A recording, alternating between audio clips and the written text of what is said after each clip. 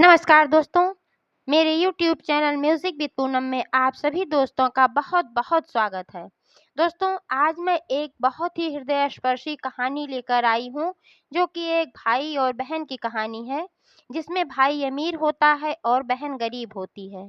दोस्तों, ये कहानी बचपन में मेरी माँ सुनाया करती थीं और ये बहुत ही इंटरेस्टेड लगती थी। आज मुझे लगा कि ये कहानी मैं आप लोगों के साथ शेयर करूँ। मेरी माँ तो अब है नहीं हम लोगों के बीच, लेकिन इन कहानियों में, उनके कहानियों में, उनके गीतों में मैं उन्हें हमेशा पाती हूँ। तो आज मैं उनकी कहानियाँ आप लोगों तक शेयर करने जा रही हूँ। तो प्लीज़ कहानी को पूरा सुनें और अगर पसंद आए तो लाइक, शेयर अवश्य करें।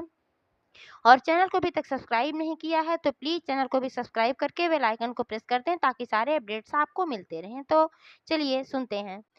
एक समय की बात है, एक गाँव में एक औरत रहती थी। उसका नाम था नपला।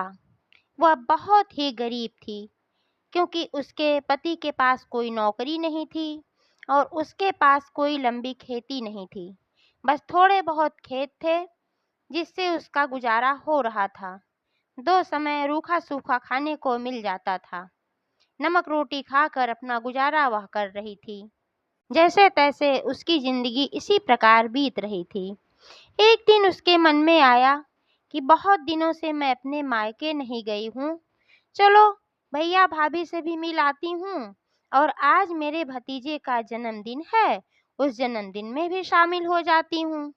चलो आज मैं मायके होके आती हूँ। ऐसा विचार उसने बनाया और फिर एक पोटली में दैनिक इस्तेमाल का थोड़ा-सा सामान और एक कपड़ा अपना पहनने के लिए उसने रखा। पोटली बाँधकर वो तैयार हो गई और फिर निकल पड़ी अपने भाई के घर जाने के लिए। जब वो भाई के गाँव के करीब पहुँची, तो उसने देखा कि वहाँ खेतों में बहुत सारे चने के पेड़ थे, चने के पौधे थे। सारे खेतों में चने उगे हुए थे, बहुत बढ़िया-बढ़िया हरा-हरा साग था।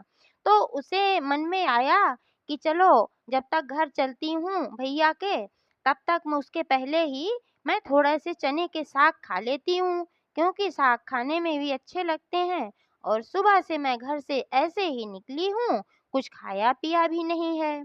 तो उसने क्या किया कि अपनी पोटली खेत के मेड़ के पास रख दिया और खेत में गई, बैठकर चने के साग तोड़-तोड़ कर खाने लगी।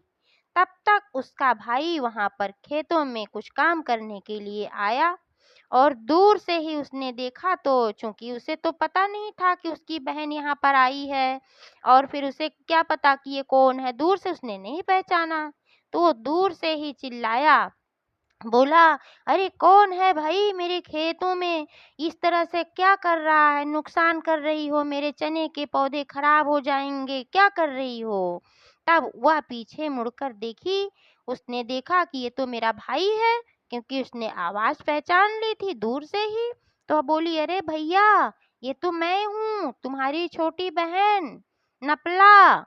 और वह सब कुछ छोड़-छाड़ कर अपने भाई की तरफ दौड़ी, मारे खुशी के मारे पागल हुई जा रही थी भाई को देखकर।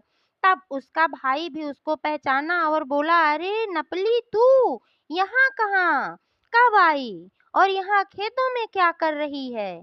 तब वो बोली, "भैया, बहुत दिनों से मैंने तुम लोगों को देखा नहीं था, तो मैंने सोचा कि चलती हूँ, भैया और भाभी से भी मिल लूँगी। भतीजे का जन्मदिन है तो उसमें भी मैं शामिल हो जाऊंगी। यही सब सोचकर मैं अपने घर से आई और यहाँ पर मैंने तुम्हारे खेतों में देखा कि चने खूब ठीक तरीके से उगे हुए थे, अच्छे अच्छे साग थे, तो मैंने सोचा कि मैं थोड़े से साग खा के ही चलती हूँ।"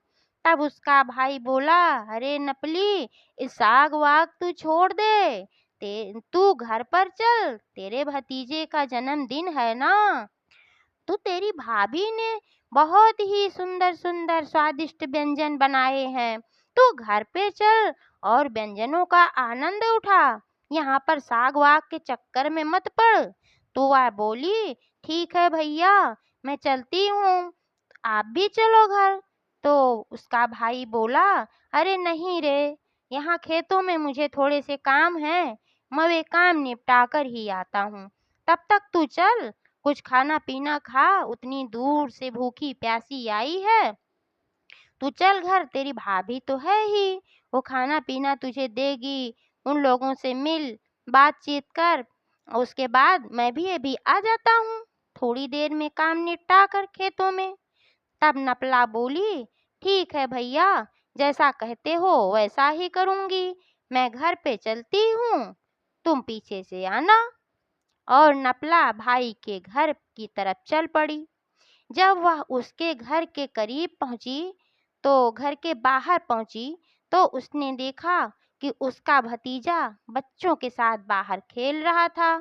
उसने भतीजे को आवाज दी, तो भतीजा भी पलटकर देखा कि अरे ये तो बुआ आई है। और जब बुआ को देखा तो वो सीधे घर में भागा और अपनी माँ से बोला, माँ माँ, बाहर बुआ आई है। तो उसकी माँ ने कहा, अरे बिना बुलाए ये कहाँ से आ गई? उसने बोला, अरे नहीं माँ, बाहर बुआ आई है।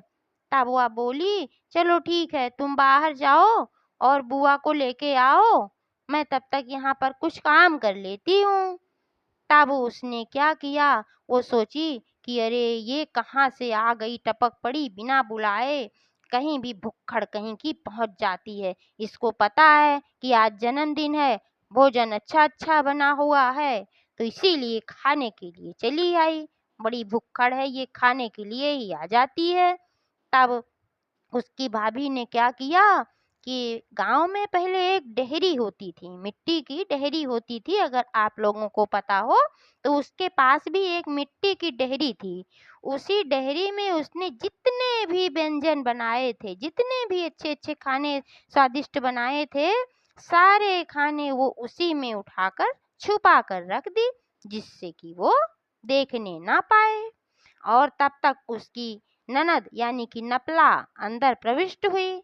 अरे भाभी कहाँ हो, देखो मैं आई हूँ।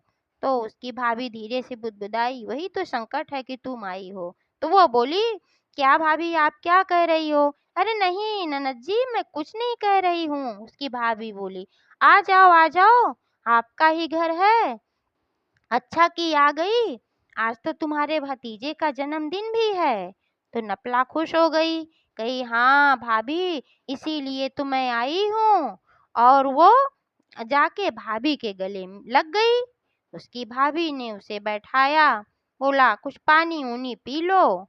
तो उसने पानी ऊनी दिया, पानी पी। उसके बाद फिर बोली कि ननद जी, आज तो एक गड़बड़ हो गई है। तो उसने कहा कि क्या हुआ भाभी? तो उसकी भाभी ने कहा कि मेरे घर में आज तो कोई खाने पीने का सामान ही नहीं है, आटा भी खत्म है, चावल भी खत्म है, कुछ भी नहीं है।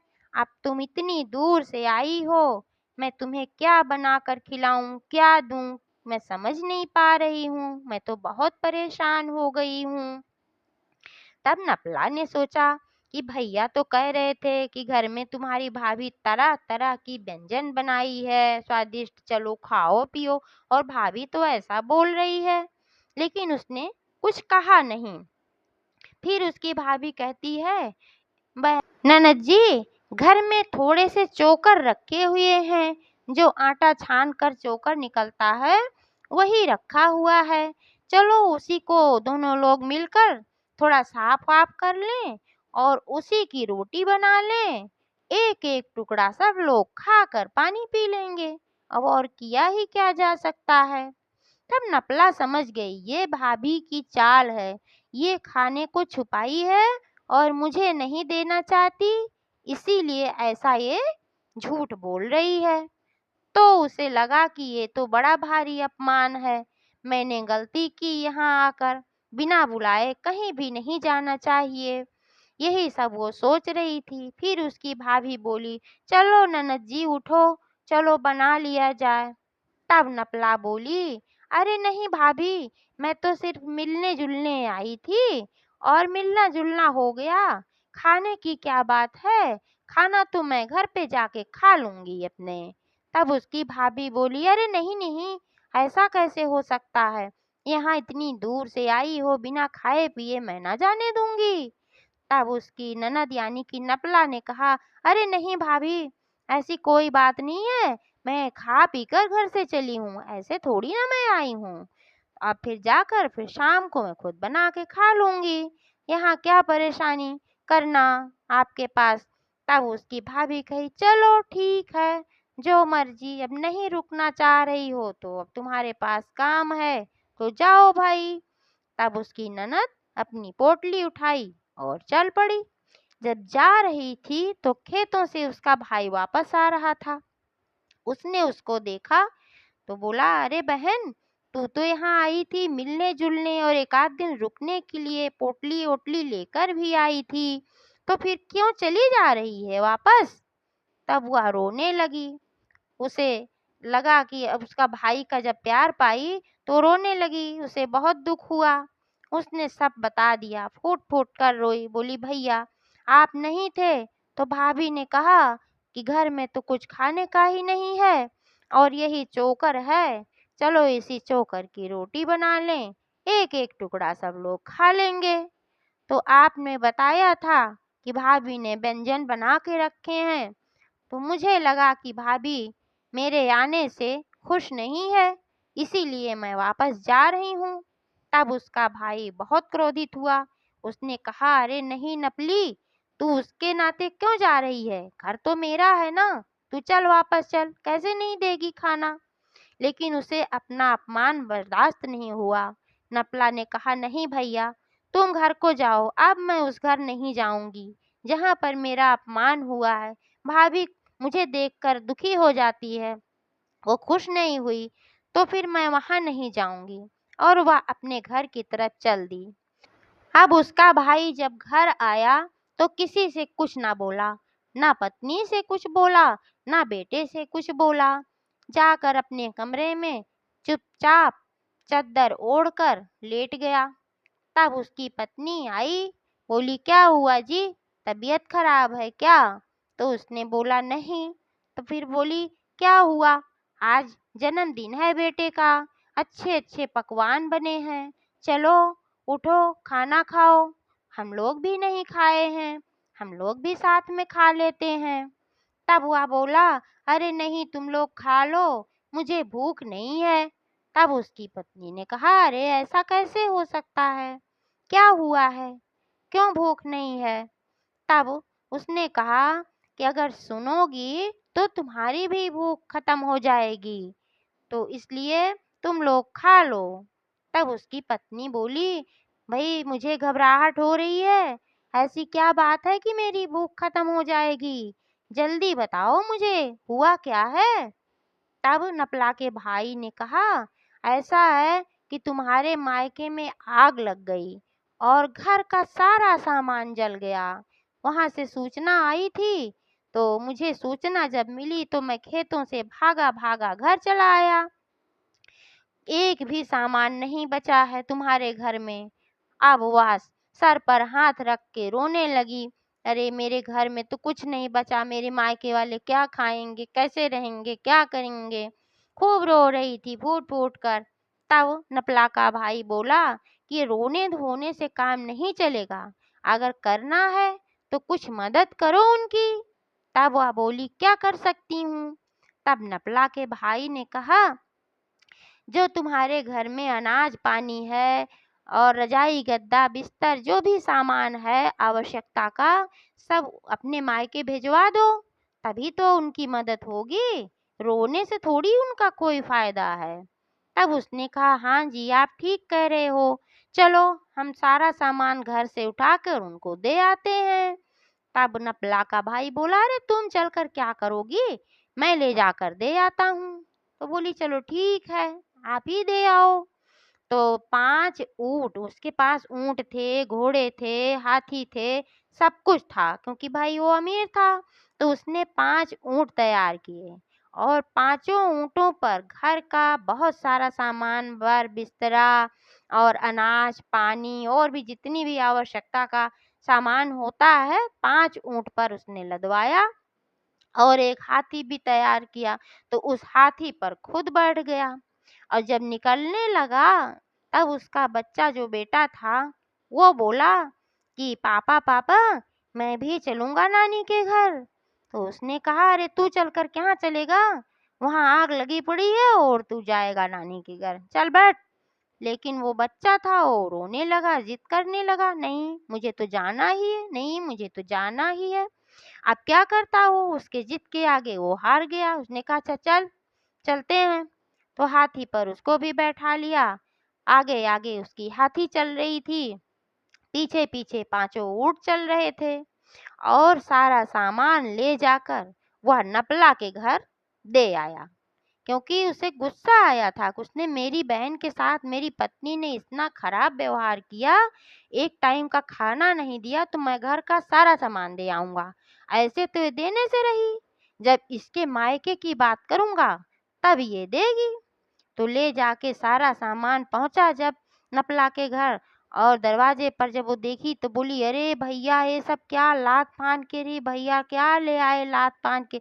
तो उसका भाई बोला अरे चुप कर नपली, तेरी भाभी ने तेरे साथ इतना दुर्व्यवहार किया था, तुझे खाना भी नहीं दिया था, उसी का फल है ये कि आज मैं तेरे घर इतना सारा कुछ लेकर आया हूँ।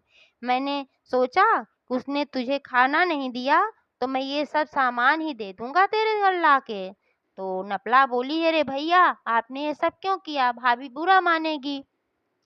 तब भैया उसके बोले मानती है तो मानने दो, अभी तो उसको पता ही नहीं, अभी तो मैंने कहा उसके मायके में आग लगी है, कुछ भी नहीं बचा, तो इसीलिए उसने सारा सामान लात फान के दिया है, तुम जानती नहीं हो। तब नपला चुप हो गई। भाई का खूब आदर सत्कार की, खिलाई पिलाई, भतीजे का भी। और फिर वो लोग वापस घर पे आ गए। जब घर आए तब उनका लड़का जो था अपनी माँ से बोला माँ माँ मैं नानी के घर नहीं गया था। तो वो बोली फिर कहाँ गए थे। तो उसने कहा पापा बुआ के घर गए थे और सारा सामान बुआ को देकर आए हैं।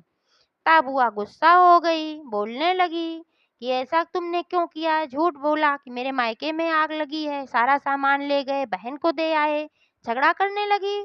तब नपला का भाई बोला कि घर मेरा, सामान मेरा और मालकिन तुम बन के बैठी हो, मेरी बहन को एक टाइम का खाना तुमने नहीं खिलाया, बोल रही थी कि चोकर है, चोकर की रोटी बनाओ और वही खाया जाएगा, इतना सारा व्यंजन बना के रखी थी और सब छुपा दी, इसीलिए मैंने यह दंड दिया है तुमको, आइंदा से अगर ऐसा की तो मैं ऐसा ही करूँगा। तब उसकी पत्नी चुप हो गई, सन्न हो गई और बहुत पछताने लगी कि मैंने ऐसा क्यों किया, अगर ऐसा मैं ना करती, कहाँ एक टाइम का मैंने खाना नहीं खिलाया, कहाँ इतना सारा धन ले जाकर नपला को इसके भाई ने दे दिया। बहुत पछताने लगी, लेकिन अब पछताए होत क्या, जब चिड़िया चुग गई खेत। फिर उसके भाई ने अपनी पत्नी को समझाया कि आइंदा से ऐसा मत करना, ये बुरी बात होती है। इस तरीके से वो भी थोड़ा समझ गई और फिर कहानी का समापन हुआ। तो दोस्तों कहानी कैसी लगी एक बार कमेंट करके अवश्य बताइएगा। फिर मिलेंगे अगली कहानी में, तब तक के लिए धन्यवाद।